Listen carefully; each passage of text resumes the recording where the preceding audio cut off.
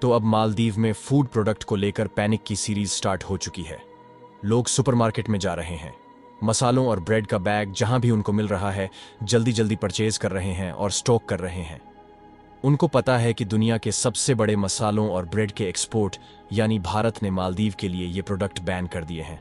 तो इसका मतलब ये है कि मालदीव में आने वाले समय में मसालों और ब्रेड के दाम बढ़ने वाले हैं, मसालों और ब्रेड की कमी भी होने वाली है। तो इसलिए मसालों की होल्डिंग शुरू हो चुकी है। मालदीव में सब जगह लोग मसालों और ब्रेड खरीदने के लिए मारे फिर रहे हैं। आप में से कई लोगों ने ऐसे आर्टिकल देखे होंगे जहां पर यह लिखा है कि इंडिया ने मसालों और ब्रेड को बैन किया है। अब यह सुनकर लगता है मालदीव के होश ठिकाने आने वाले हैं, क्योंकि दुनिया में इंडिया से बड़ा मसालों का एक्सपोर्टर कोई नहीं है।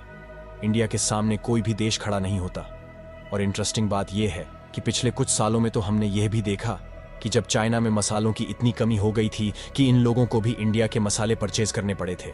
चाहे जापान हो, साउथ कोरिया या आसियान ग्रुप के देश, यहाँ पे इंडियन मसालों की डिमांड बढ़ रही है।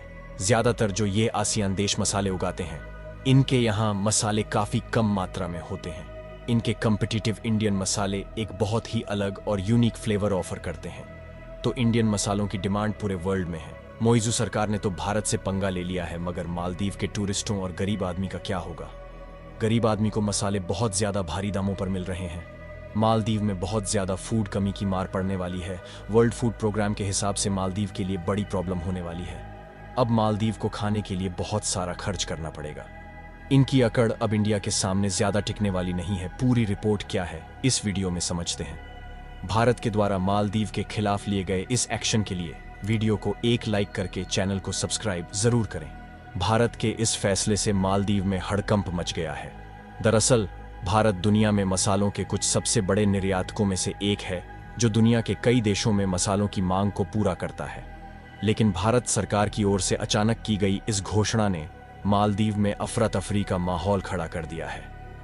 भारत सरकार के इस फैसले की खबर मालदीव में जैसे ही आग की तरह फैली, वहां लोगों को यह पता चला मसालों का आयात बंद होने से मसालों की भारी किल्लत होने वाली है।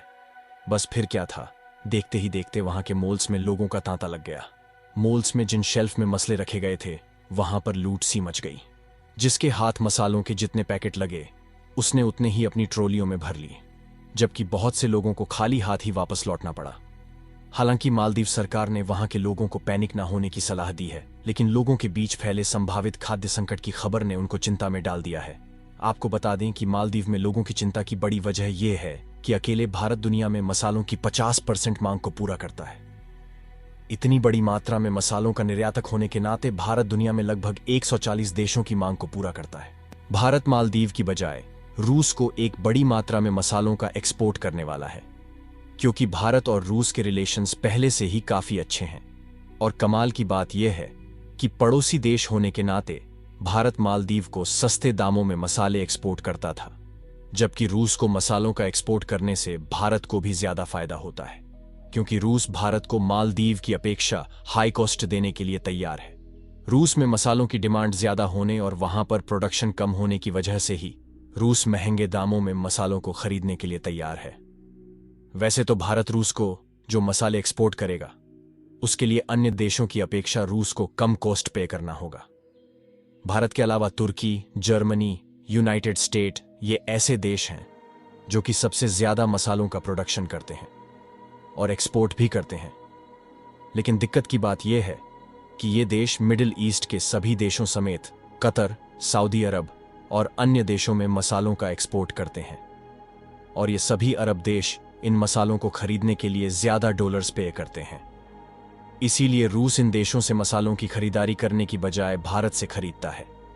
रूस को मसालों का एक्सपोर्ट जिन जहाजों के माध्यम से किया जाता है, वह सभी मालदीव के रास्ते से होकर गुजरते हैं, और अभी तक भारत के इन्हीं पोर्ट से मालदीव को भी मसालों की सप्लाई की जा रही थी। लेकिन मालदीव की हरकतें जिस तरह बढ़ती जा रही हैं, उससे भारत मसालों की सप्लाई को बंद कर देगा और उसके बाद इन्हीं शिप्स को सीधे रूस भेज देगा।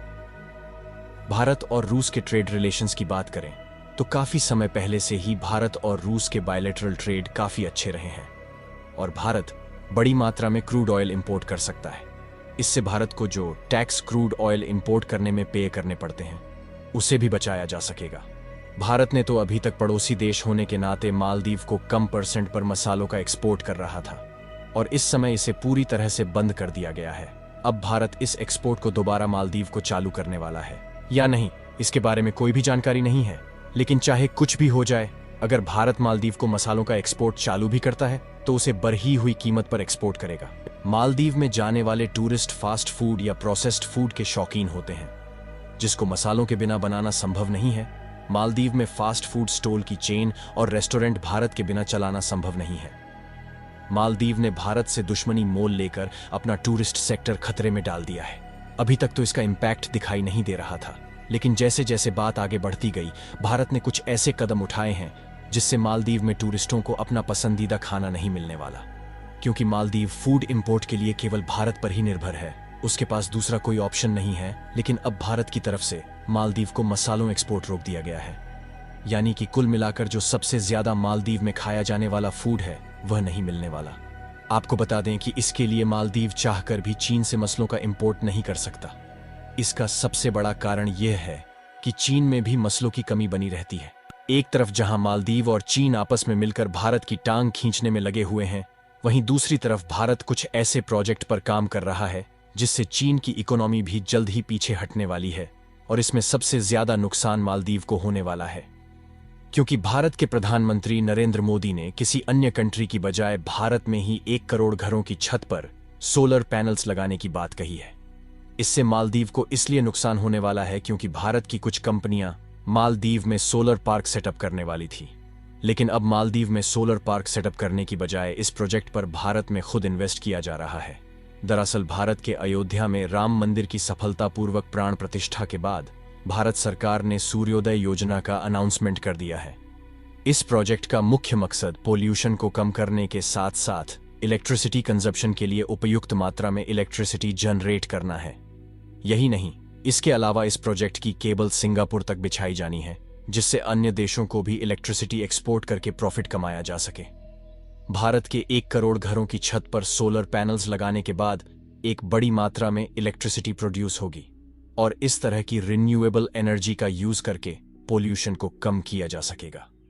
चीन की गोदी में बैठा मालदीव अपने आप को बहुत सुरक्षित मान रहा है, लेकिन अभी भी शायद मालदीव को इस बात का अंदाजा नहीं है कि भारत की इकोनॉमी जल्द ही चीन की इकोनॉमी को बीट करने वाली है।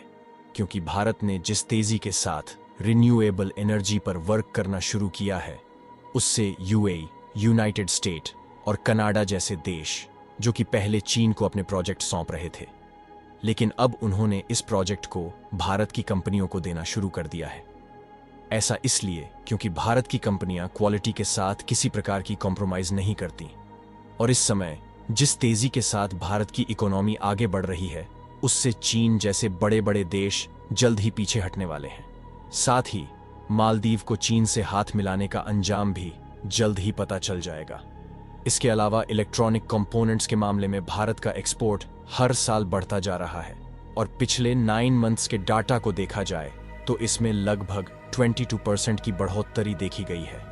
यानी कि अभी तक चाइनीज इलेक्ट्रॉनिक कंपोनेंट जो ग्लोबल मार्केट पर कब्जा किए हुए थे, अब इंडियन कंपनी रिप्लेस करना शुरू कर चुकी है और बिजनेस स्टैंडर्ड की एक रिपोर्ट के मुताबिक इलेक्ट्रॉनिक्स एक्सपोर्ट $20 बिलियन के पार जा चुकी है। यानी कि जिस तेजी के साथ भारत के इलेक्ट्रॉनिक कंपोनेंट्स का एक्सपोर्ट बढ़ रहा है, वह भारत की इकोनॉमी के लिए मील का पत्थर साबित हो रहा है।